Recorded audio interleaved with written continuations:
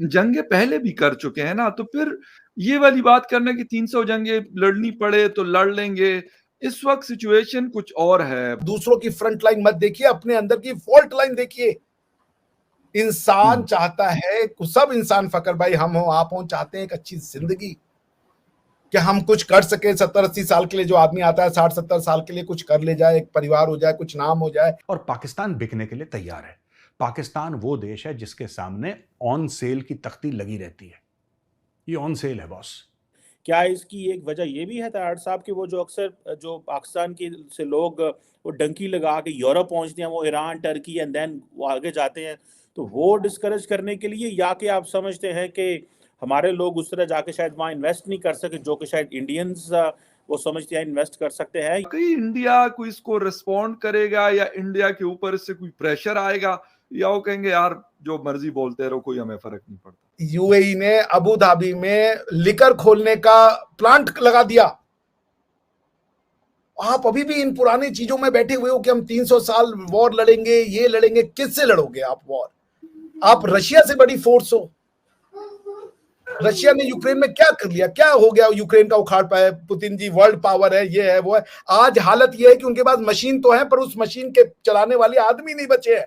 नमस्कार, आप सभी का स्वागत है हमारी एक और नई रिएक्शन वीडियो में। दोस्तों, आज की इस वीडियो में हम देखने वाले हैं कि पाकिस्तान के अभी के जो प्राइम मिनिस्टर है, जो उनकी आर्मी के द्वारा लाए गए हैं, कोई भी चुनाव नहीं हुए थे। जैसा आपको पता ही है कि आर्मी ने एक केयर टेकर गवर्नमेंट जो है ना पाकिस्तान के अंदर बिठा रखी है। उन्होंने एक बयान दिया है कि कश्मीर को लेकर जो है ना पाकिस्तान 300 जंगें लड़ने को तैयार हैं। तो उसी के ऊपर ना पाकिस्तान की मीडिया में चर्चा हो रही है। काफ़ी मज़ेदार होने वाली है वीडियो, पूरी देखना, लाइक करना, शेयर करना, चैनल पर नए हो तो सब्सक्राइब करके बेल आइकन को दबाना। तो चलिए वीडियो को शुरू करते हैं। यकीनन एक बड़ी अहम खबर नज़र से गुजरी, बल्कि एक वीडियो भी आजकल बड़ी वायरल है, और वो है जी पाकिस्तान के प्राइम मिनिस्टर अनवरुल्लाह काकड़ साहब की वीडियो, जो उन्होंने वो कश्मीर के दौरे पे थे, जो पाकिस्तान का कश्मीर है, पाकिस्तान के साइड का कश्मीर है, वहाँ पर मुजफ्फराबाद में वहाँ पे वो उन्होंने कुछ स्टूडेंट्स से भी एड्रेस किया था, और कुछ पॉलिटिकल लोगों से भी उनकी मुलाकातें हुई थी। लेकिन वहाँ पे जाके उन्होंने कहा कि हमें अगर 300 जंगें लड़नी पड़े कश्मीर के लिए तो हम लड़ेंगे।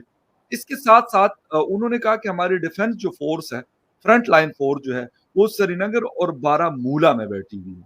इन दोनों चीज़ों के पीछे क्या स्टोरी है, इस हवाले से बात करेंगे। सो ये यूएन चार्टर की जो बात है, ये अगर काकड़ साहब समझ लेते कि ये जो आप बात कर रहे हो कि 300 वॉर हम लड़ेंगे, आप ये बात कभी नहीं कहते। आखिर वो मसला आपको वॉर के बाद भी टेबल पे ही आना होगा। वॉर से तो कुछ सॉल्व नहीं होगा, आर्मस्टिस तो साइन करना पड़ेगा आपको। पीस ट्रीटी, जैसे आज यूक्रेन और रशिया में वॉर सतत चलता ही जा रहा है, 2 साल से वॉर नहीं रुक रहा है। उसका कारण क्या है कि पीस के टर्म्स ही नहीं डिफाइन कर पा रहे। तो आप लड़ते रहे वहां, क्या फर्क पड़ा? दोनों कंट्री अपनी अपनी इकोनॉमी चौपट कर दी, क्या हो गया उससे? जी बिल्कुल। पॉइंट ये है कि जो वॉर की जो बातें करते हैं लोग, वो वॉर को समझते नहीं है। War is an economic war more than the life and the limbs and the property that people lose. It has economic consequence. ये countries को सदियों पीछे ढकेल देता है, सदियों। ये पॉपुलेशन इम्बैलेंस को क्रिएट कर देता है। और आज का तो जो हथियार है आज, और जो बात न्यूक्लियर वेपन की रही, मैंने पहले भी कहा था, अमेरिका ने जंगों को हारना स्वीकार कर लिया। ये बात मानने को वो तैयार हो गए कि हाँ हम ये जंग नहीं जीत गए, दुनिया ने उनको लानत मनानत भेजी, लेकिन उन्होंने न्यूक्लियर वेपन का यूज नहीं किया उन कंट्रीज के अगेंस्ट में जहां वो एक बम मार करके जीत सकते थे। सो फकर भाई, मेरे कहने का मतलब यह है कि किस बात के लिए आप लड़ना चाहते हो? क्या बात है? क्या आप जो पॉलिटिकल साइंस आज एग्जिस्ट करता है उसको मानने को तैयार हो? आपकी बात कोई नहीं समझ रहा। ईरान ने कल 32 कंट्रीज के लिए उन्होंने ये कहा कि ईरानोफोबिया से काउंटर करना है, हमें अपने देश में लोगों को बुलवाना है। 32 कंट्री को वीजा फ्री एक्सेस दिया उन्होंने। India is one of them. आपके हिसाब से कुफार की कंट्री है, उन्होंने कुफार को वीजा दिया। आज की डेट में अगर कोई इजराइल के अगेंस्ट में कोई अगर इस्लामिक फेस खड़ा हुआ है तो उसका नाम तो ईरान है। अरब कंट्री तो नहीं खड़े हुए। इजिप्ट ने तो अपना बॉर्डर बंद कर रखा है, जॉर्डन ने कहा तुम जानो, तुम्हारा काम जाने, क्योंकि आप ब्लैक सितंबर झेल चुके हैं। अरबों ने भी कह दिया तुम देखो, तुर्कों ने भी कह दिया तुम देखो। तुर्क तो आज भी इजराइल के साथ उनके जो डिप्लोमेटिक संबंध है वो बहाल है, उन्होंने नहीं डाउनग्रेड किया उसको। तो आप, ईरान ने हमको दे दिया वीजा फ्री, आपको नहीं दिया, कुछ तो बात होगी यार। समथिंग डेंजरसली रॉन्ग, जो आप नहीं समझ रहे हो। आपसे मेरी एक गुजारिश है कि भाई आप सिर्फ अपनी हिस्ट्री को पढ़ लो, बहुत सी बातें वहां सॉल्व हो जाएंगी। आप दुनिया को पढ़ाने चले हुए हो, द फैक्ट इज दैट आपको खुद पढ़ना है, बेसिक बातें समझनी है। आप जो प्रिंसिपल दूसरों पे लगा रहे हो वो हम पे भी लगा दो, मामला सॉल्व हो जाएगा।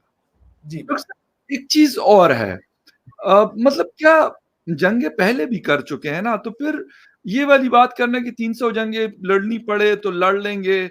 इस वक्त सिचुएशन कुछ और है, मतलब पाकिस्तान की इंटरनल सिचुएशन, इकोनॉमिक, पॉलिटिकल और सिक्योरिटी के बहुत सारे मसाइल हैं।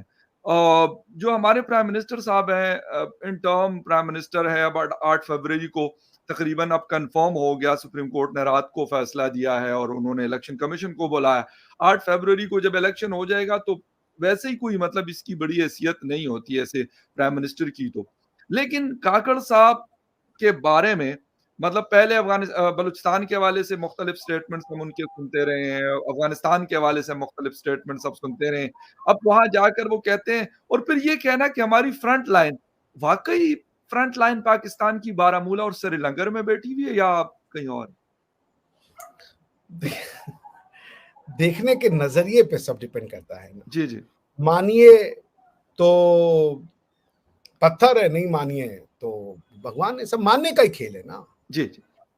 Disputes linger because there is a perception कि डिस्प्यूट है क्या। जब हम लॉयर है तो हमको एक चीज पढ़ना पड़ता है कि व्हाट इज डिस्प्यूट, कि डिस्प्यूट किसको कह रहे हो आप। डिस्प्यूट का एक बेसिस होता है, क्या ये फैक्ट का डिस्प्यूट है, इज इट अ बेसिक कि मैं फैक्ट को कुछ और समझ रहा हूं, आप फैक्ट को कुछ और समझ रहे हैं। So as a lawyer do we need to sit down and resolve the question of fact, कि फैक्ट को लेके डिस्प्यूट है, या basically dispute question of law है कि लॉ को लेके डिस्प्यूट है।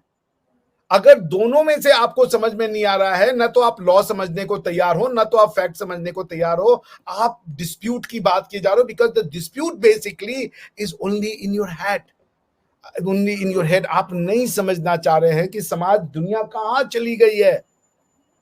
आज दुनिया बात कर रही है, यूनेस्को के थ्रू उन्होंने रमजान को वर्ल्ड हेरिटेज डिक्लेयर कर दिया, और उसी समय जब वो रमजान को वर्ल्ड हेरिटेज डिक्लेयर कर रहे थे, यानी कि ह्यूमन जो मैनिफेस्टेशन ऑफ ह्यूमन कल्चर और ह्यूमन हेरिटेज है, उसी समय उन्होंने गरबा को भी वर्ल्ड हेरिटेज डिक्लेयर कर दिया।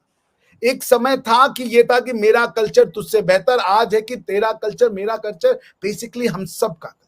तो दोस्तों आई होप कि आपको ये वीडियो ज़रूर पसंद आई होगी, और जैसा कि इस वीडियो के अंदर भी आपने सुना है, तो यहाँ पर ना देखिए, पाकिस्तान के अंदर सिस्टम ऐसा है कि पाकिस्तान अगर कश्मीर को जो है ना, जो इशू है, हालांकि कोई इशू नहीं है जैसा कि आपने इस वीडियो के अंदर भी देखा है, लेकिन पाकिस्तान के अंदर जो उनकी जो आर्मी है, उनके जो नेता हैं, वो चाहते यही हैं कि जो कश्मीर का जो इशू है वो बना रहे, ताकि वो जो नेता लोग हैं, वो जो आर्मी है, वो पाकिस्तान को ऐसे ही लूटती रहे कश्मीर के नाम पर, और यही चलता आया है पाकिस्तान के अंदर।